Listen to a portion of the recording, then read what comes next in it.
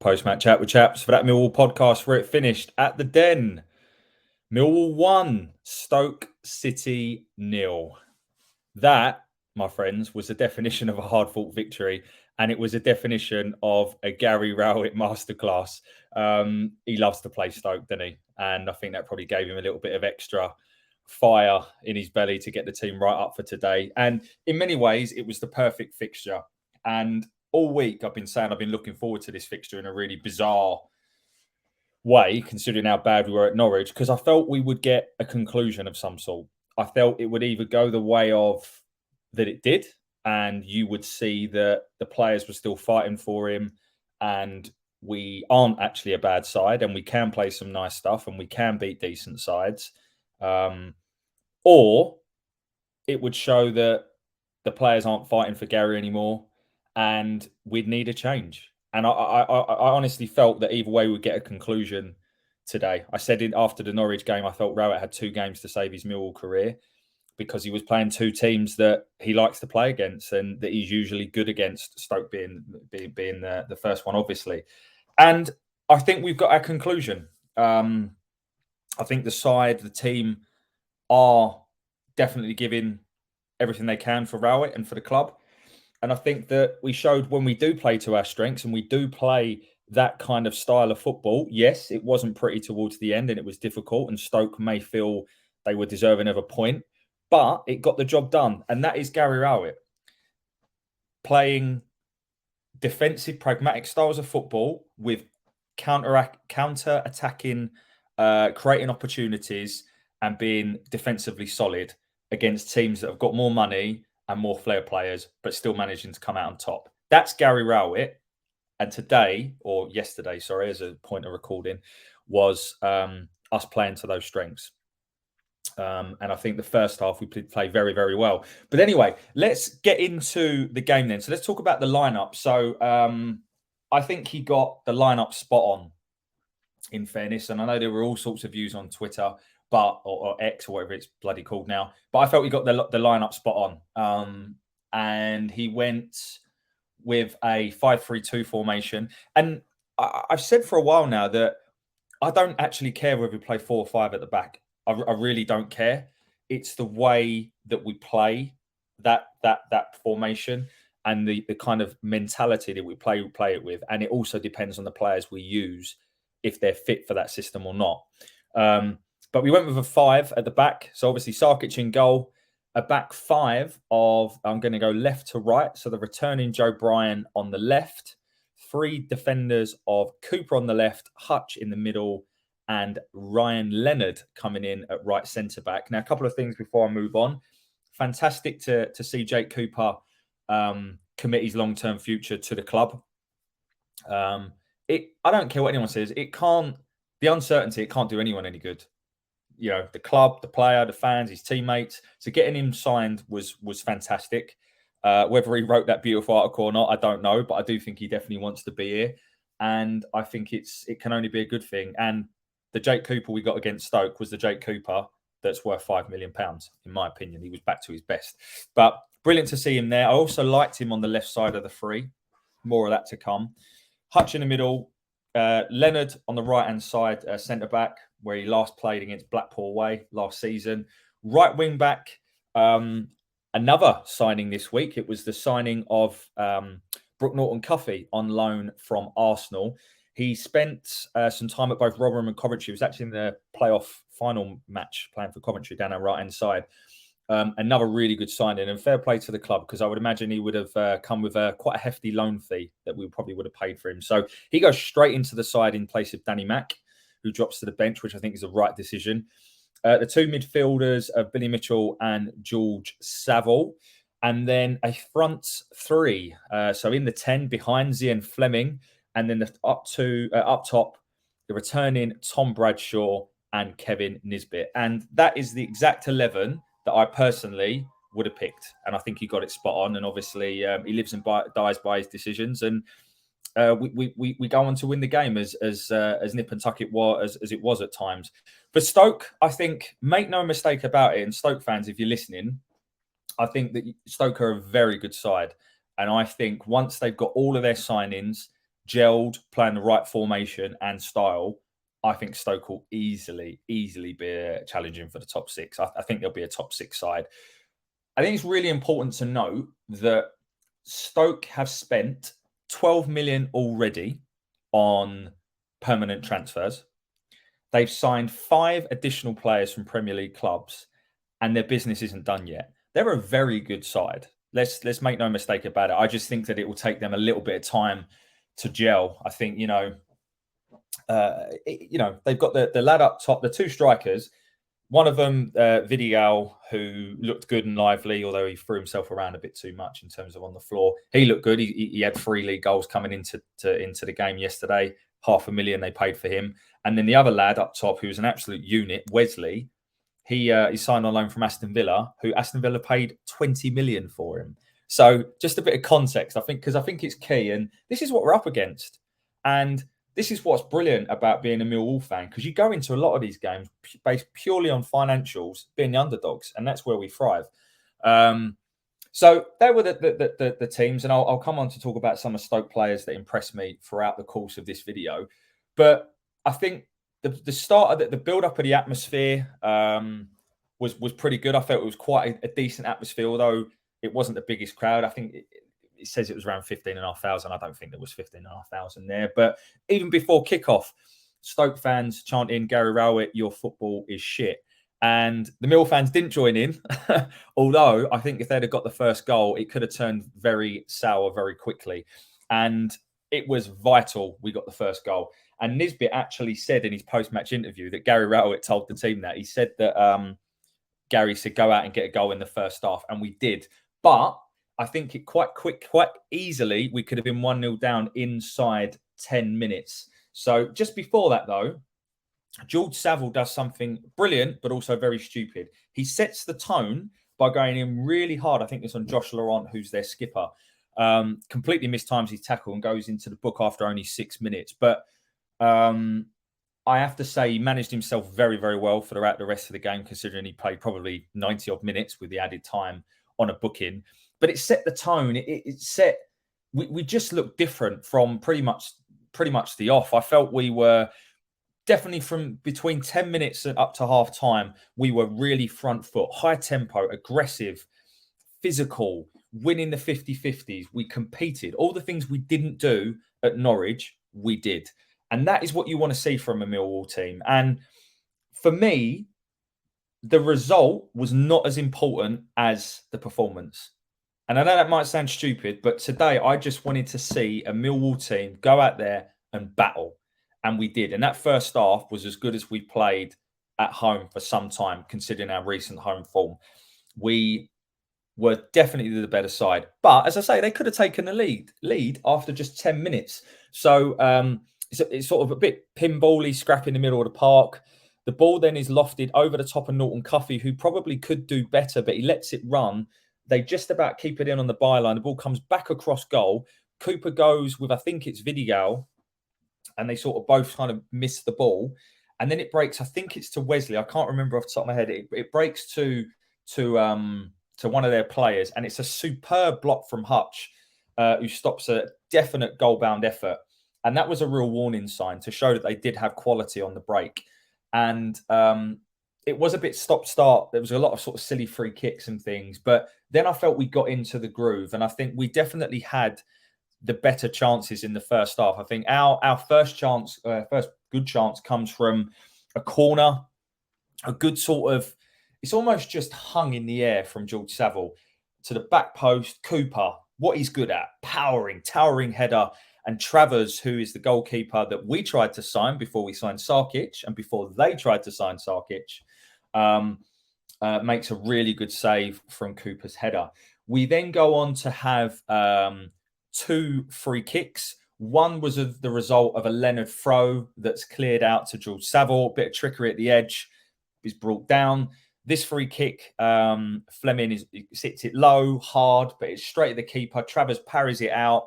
To be honest with you, into a bit of a no man's land. I think he's unsighted. And then there's another free kick that we win on the left-hand side that, again, Travers sort of parries it back out into kind of no man's land. And I think Stoke are lucky to escape. So we had the warning signs from us were there. Then we get the goal, and the goal is actually again a Ryan Leonard long throw. That's something that he brings. It's an actual long throw, not like Zian's. A long throw into the box, but actually he kind of fluffs it up a little bit, and I think it takes everyone by surprise, and it kind of bounces over a lot of players. And then a vital touch, I'm pretty sure it's Zian Fleming. He flicks it over towards the other side of the pitch, sort of just in the penalty area, and then it's all about Kevin Nisbet.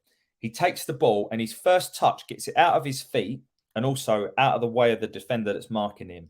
And then he just calmly passes it right into the bottom corner. It is a superb finish. And that just shows you how good of a finisher Kevin Nisbet is. You give him chances, he will score goals. We have not given him a sniff all season. He had one proper opportunity yesterday and he took it. And ultimately, it ended up being the match winner. Really good finish. Nisbet shows a lot of passion with his celebration, as do a lot of the players. And I think we are absolutely deserving of the 1-0 lead at that point. And then I think that there is another opportunity for us quite quickly where some really nice play between Fleming and Nisbet played into Bradshaw. And Bradshaw shows his limitation there. You know, Bradshaw's a fantastic player. And it's so good to see him back in the team, and deservedly so, makes such a difference. But this is where he's not great. He's running into the box on his left foot. He tries to come back onto his right foot. He gets tackled and it's cleared away. But they were on the ropes at this stage and we could have easily made it 2-0. We don't. We go in at half-time 1-0 up. And, you know, I tweeted at half-time, I said, that is what we want from a Millwall side. Passion, energy, tempo. We looked fitter in the first half. I'll come on to the second half in a moment. You know, the likes of Brook Norton-Cuffy just gives us something different. He's just quick and front foot, and he makes them think, you know, how different is it as a defender if I know I'm playing against a fullback or a wing-back that's got a lot of pace? It makes me think about how happy I am to push on. He was a breath of fresh air. You know, no disrespect to Danny. I think Danny is a much better defender than Brook from what I saw, because there was a couple of times Brook got caught out. But he's 19. He's not played much football. But he was a breath of fresh air. I thought Leonard made such a difference, particularly in that first half. And I'll come on to some sort of facts in a moment about Leonard. Nisbet with a quality finish. And I thought Saville in the first half was outstanding. Everything we did, and front foot and the aggression, was all centered around George Saville. So we go in at half time, 1-0 up. And then we come out the second half and they make a quadruple sub. They actually have 3 players on a booking. He took 2 of them off, including their skipper, Josh Laurent. The skipper's armband goes to Ben Wilmot. And they bring on 4 players, and 2 of them were their new signings. So there was a Berger in the centre of midfield, not to be confused with Sander Berger. This is Wout Berger, I think, and it's actually spelt like hamburger. Just you know, they're just the £4 million they just paid for him. He did look very good, by the way, Stoke fans. I have to say, I think he's going to be a very good player for you. You know, he's able. He reminds me of Sander Berger the way he plays. He's big, he's strong, he can get around the pitch, he can spot a pass. I think he's going to be a very, very good player. You bring on Ben Pearson, who's always been very good at this level. You know, just another £1.5 million that you spent in the summer. And then another new signing on the right-hand side, and then Therese Campbell comes on. So fair play to Alex Neil. I think what he's done, he said, right, I'm not happy with that first half, and rightly so. And he's tried to change the game, which is quite refreshing, actually, from being used to Gary Rowett and his substitutions. But the first sort of 10 minutes of the second half, I felt was very kind of end-to-end. And then I've just got a comment on the weather. I think at some points it was boiling hot, then it was raining, then it was thundering, then it was lightning, then there was a rainbow. The weather was mental yesterday, and I think it's probably there was definitely a first. Floodlights in an August Saturday 3 o'clock kickoff. It was this weather is very, very odd. But I think around the sort of 60-minute mark, they really start to up the pressure. And I think that their most noticeable opportunities, and I can't remember what minutes they come in, but the most noticeable opportunities for them was there was a ball put through to Wesley, the big striker, who for pretty much the only time in the game does hutch completely by like a kipper. Cooper's out of position. He plays it through to Vidial. He's one-on-one with the goalkeeper. And make no mistake, Sarkic reacts very quickly. He comes running out and Vidigal blasts it over the bar. I honestly think if Sarkic is not that quick to react to that, that could have been very, very different. So credit to the keeper there. I think that they had quite a lot of long shots, particularly from Tyrese Campbell. I think he had sort of 3 or 4 long opportunities that wide of the mark. I think Daniel Johnson has a shot. And then at this point, it really is backs to the wall. And I'm not gonna lie. I think Stoke could probably feel aggrieved that they didn't score one of these opportunities. But I think their best 2 opportunities of the game actually come right at the death. So the first one is from a short corner, Vidigal, just outside the box on the left-hand side, cuts in on the right-hand side, and he bends it. And it looks like from where I'm sitting, just behind the dugout, it looks like it's going top corner. And Sarkic, I can't make my mind up on this. I can't make my mind up whether it is an outstanding save or it's still a very good save, but it's one for the camera angles. I don't know. But either way, it's a very, very good save. And if you watch it back, and I've watched it many times, but I've only seen it from that one angle, he does something that George Long was never very good at. And that is, before he dives, he takes a couple of steps. So he takes a couple of steps and then he projects himself. Whereas George Long would just try and project himself from a standing position. And it makes a big difference. These split-second decisions make a big difference. And it's a good save from Sarkic. And then I don't think it's from the resulting corner, but they get a few corners in quick succession. And there's an absolute scramble in the box where they end up hitting the inside of the post and it rebounds to safety. And that could have gone anywhere. And Lady Luck was looking over us because it really could have gone anywhere. At this point, Travers is up. It might even be Travers that actually has the header. And somehow we escape. The referee then plays on a little bit longer. I think we're into the 97th minute. And the final whistle blows and we take the 1-0 victory. And as I say, that was the definition of hard fought. But the key there is in the word fought, because the players did. There is absolutely no denying that the players fought today. And that is all you can ask for. Stoke are a very good side. And I honestly think that when they've gelled, not many teams will beat Stoke. So to beat them today, I actually thought the atmosphere was pretty good. And it was a really good championship tie. I would imagine for the neutral, it definitely wasn't it wasn't as boring as a 1-0 Gary Rowett win would suggest. I thought it was a really good championship tie. It was a good atmosphere from both sides. Some quality on show, but at the same time, some really hard-fought performances. And I think we just about deserved the win. And everyone played their part. Everyone played their part. And I'll come on to, in just a moment, the player ratings. But I just want to stop and pause and talk about why I think ultimately we won the game today. And not just why we won the game, but why the performance was so much better. And if possible, we're now going to show you something on screen. For those of you that are on the podcast, I'm going to explain to you what I'm showing. But hopefully what you'll be able to see, and if you can't, I'm going to explain it anyway, is essentially a average player position for the 90 minutes. And it is the average player position today against Norwich. Sorry, let me start again. Average player position against Stoke versus the average player position against Bristol City. So the 2 home games. And there's a couple of things that I want you to take note of. The first one is Ryan Leonard. So if you look at Ryan Leonard and you look at his average position versus Hutch's average position when Hutch played at the right side of the 3 defenders, Leonard is far further forward and also far wider, right? That's the first thing I want you to take note of. The second thing is Norton Cuffy's average position. His average position for the entire 90 minutes was in their half. Again, making them think about how to defend, making them realise that they can't commit as much as they would like to, giving them problems as to what about worrying about us. They always say attack is the best form of defence. And I think Norton Cuffy epitomised that at times today. And then the third thing I want you to take note of is the difference in having 2 players further up the pitch than 1. So what you'll be able to see, if you're still looking at the screen, and if you're not, then I'm just going to describe it for you again, is we have Bradshaw and Nisbet are both further forward than just Nisbet was on his own against Bristol City. Plus, you've also got Fleming in there as well. So essentially, by bringing Leonard into the mix, by bringing Norton Cuffy, who's an attack-minded right wing back, and then by playing 2 up top, the whole team's average position is much higher up the pitch.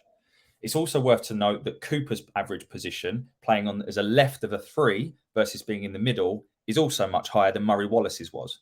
So the whole point of all of this, what I'm trying to say is, it doesn't matter whether you play a 5, right? What matters is you have the players that can play that style and play it the way that we should be playing it. And that's exactly what we did yesterday. Ryan Leonard offers so much. Not only take his long throw just to one side at the moment, which ultimately ends up being an assist, he is able to carry the ball up the pitch. He's much better with the ball at his feet. His average position can be higher because he's quicker and he can get back. He makes such a difference. I thought he was outstanding yesterday, and I gave him joint man of the match with someone else, which we'll come on to. But having that is a big, big difference. And then having two strikers that, first of all, by having someone like Bradshaw that works his socks off, it creates pockets of space for Zian and for Nisbet. Don't get me wrong, I don't think Zian was great again yesterday, but it was his best performance this season. And that was because Bradshaw does all of the hard work, which Nisbet said himself in his post-match, that give the spaces to Nisbet and Fleming to try and exploit. These things make such a difference. It's the attacking mentality and the way the shape is deployed as opposed to the formation. What I will say is, at home, 2 up top is a must for any successful Millwall team at the moment. And I think that showed. So it's really important that we look at these things. And I'll now come on to player ratings. So first of all, Sarkic. So he still doesn't fill me with confidence from crosses. And I'm kind of drawing conclusions on him that I think he's going to make mistakes, particularly from crosses. I think his kicking is not much better than Bart's, but I think he's also going to save us points from his shot stopping. And that was evident with the save that he made, because I think a lot of keepers don't make that save. So Sarkic, overall, decent performance. But I think you're going to see some good points and some bad points throughout the season. He hasn't played that many games, and I think he's still probably learning. The back three, so starting from right to left. So as I said, Ryan Leonard, I thought was outstanding yesterday. Given that was his first 90, he played the full 90. It was the first time he's done that this season. He's come into a side in the context of how we've been performing. And I felt he got the better of most of his battles. There was one tackle he made in the 70th minute that Millwall have actually put on their socials, which is just outstanding. Strong tackle. Because he's deceptively quick, Ryan Leonard, and he's able to every team needs a Ryan Leonard, someone who does all the ugly stuff and is happy to do it and gets on with it. And by having him as an outlet that can carry the ball up the pitch and can also use the ball better with his feet, it just rubs off on the rest of the team, because we've always got him as an outlet.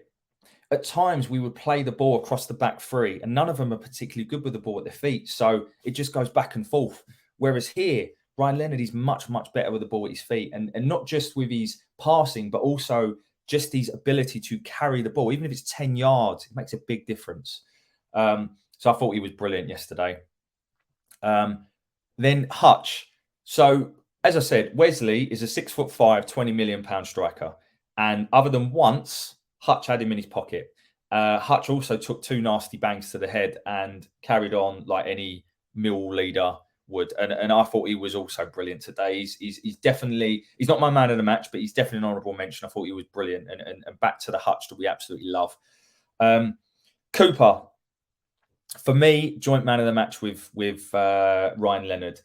His overall defensive play was fantastic, but the amount of interceptions and tackles that he made at vital times that stopped goal scoring opportunities. That's the point. It's not just the tackles he makes, it's the moments he does it in.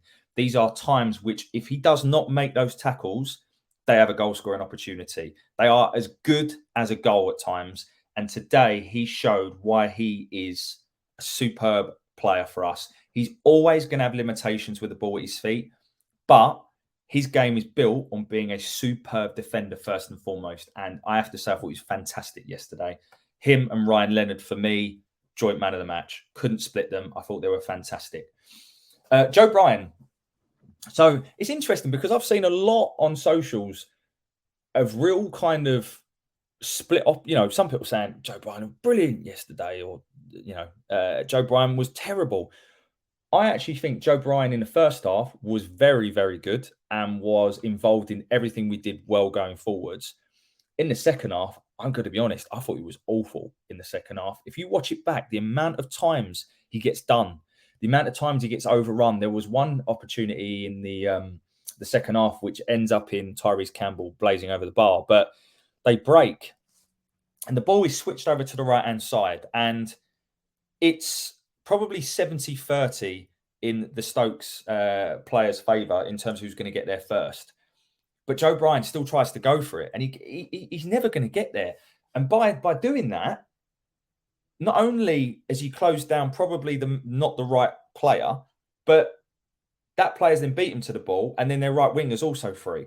So we just got exposed, and they were able to then carry the ball up 40 yards. And then, of course, thankfully, it came to nothing. But that was just one time where he got done in the second half. And I don't know if he just doesn't see. I can't work it out if he's not fit yet or whether he's just too casual. But defensively, I'm still not sold on him. Going forwards, I've said this before, he's got such a touch of class about him. Some really nice link-up play, even down in the second half with Imaku, who I'll come on to in a moment. I thought he was really good again. But yeah, I thought second half, Joe Bryan really struggled defensively. And as I say, I'm not sure that it's just not fitness, but we'll see. Centre of the midfield. So out of the two, I thought Saville was better. Saville is another honourable mention for man of the match. He didn't get my man of the match, but I thought he was brilliant. He was front foot. He was aggressive. He is our pain in the arse to other teams and to the ref, and we need that. He's the only bit of ugliness we've got in the side. You know that Morrow that would go around and whinge and moan and snap people if he has to? That's George Saville, and do not underestimate how important that is to us. I thought he was outstanding yesterday. And if it wasn't for Leonard and Cooper, he probably would have been man of the match. I thought he was brilliant. I thought Billy was better than he has been. I thought he was good. Don't get me wrong. I thought he kept things ticking. I wouldn't say it's his best game, but it definitely wasn't his worst game. I thought he was good, Billy Mitchell. And then the front three, Fleming was okay. Probably his best performance of the season, barring a 20-minute period against Middlesbrough. But I still want to see more from him. And then I thought Bradshaw makes such a difference within the team. His work rate is just outstanding, and it rubs off on player others. You can see him get up the pitch. He's saying, I think I just love Tom Bradshaw. I think he's such a honest, humble, hard-working bloke, and I think he makes such a difference with having in a team. And then Kevin Nisbet, to me, is a quality, classy striker at this level, and you give him opportunities, he's going to score 20 goals in this league, but you have to give him the opportunities. And he's the match winner today. And then from substitutes, I thought they all played their part. In particular, in Maku, I thought he did the defensive side of the game really well when he came on. There was one moment, I think it was in the 82nd minute, where he just turn a pace, puts the burners on, gets past one, gets past two. He looks like he's just about to pull the trigger, and it would have been a superb goal. But the ball just gets caught up under his feet, and I think the defender does well, to be fair.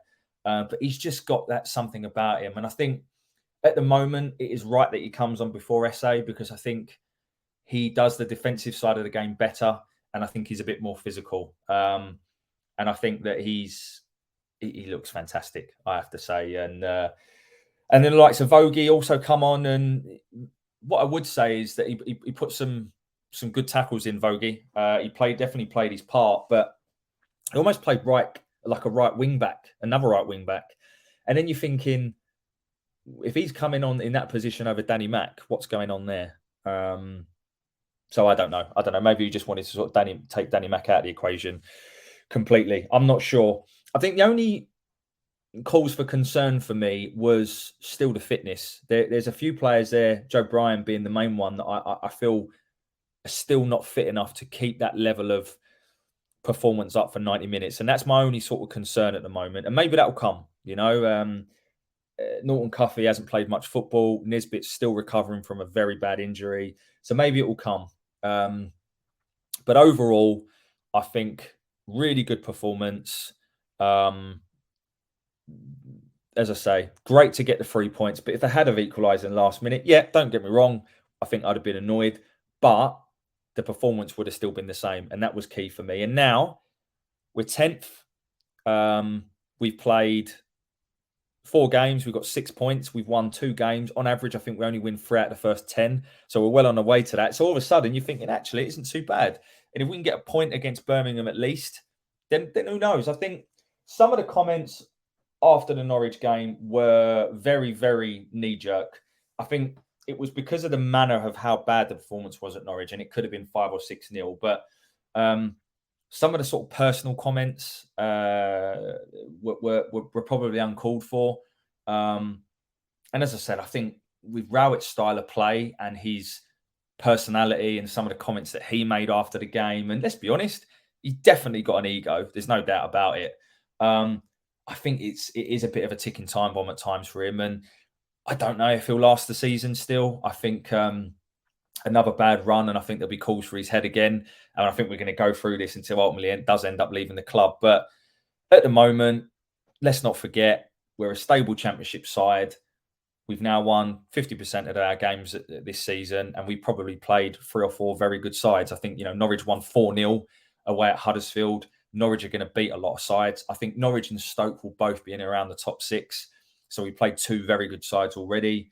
I think Rowett made a really good point in post-match. He also made some terrible points, but one good point was that we haven't really played a team that you can honestly look at on paper and go, yeah, we should easily win that game. So we've had 4, fairly hard fixtures in fairness, and we've won 2 games. So the Championship's always a topsy-turvy season. But I think ultimately we saw what we wanted. We saw a Millwall performance full of energy, passion, and other than I think a few players needing a bit of fitness, it's definitely room for optimism after that one. Hopefully, between now and the window closing on the 1st, which I think is next Friday, we get 1 or 2 more in. I think we could do with another centre-back because unfortunately, we probably can't rely on Ryan Leonard to be fit for majority of the games. And I would still like another attacking option just to complement Bradders and Nisbet up front. Kiefer Moore would be amazing, but that's never going to happen. If we could sign a young centre-back who's quick and pacing, good with the ball at the feet, and then, another forward option, I honestly think we'll be looking at that squad saying it's probably the strongest squad we've ever had, if it's not already. So anyway, look, I'll leave it there. Thank you for listening as always, Millwall fans. Much appreciated. Hopefully you're feeling as optimistic as I am after that. I think it's really important again to say, don't get too high when we win. Don't get too low when we lose. Always try to take the emotion out of these things and roll on Birmingham, mate. Enjoy the rest of your bank holiday weekend. Thanks for listening. Bye for now.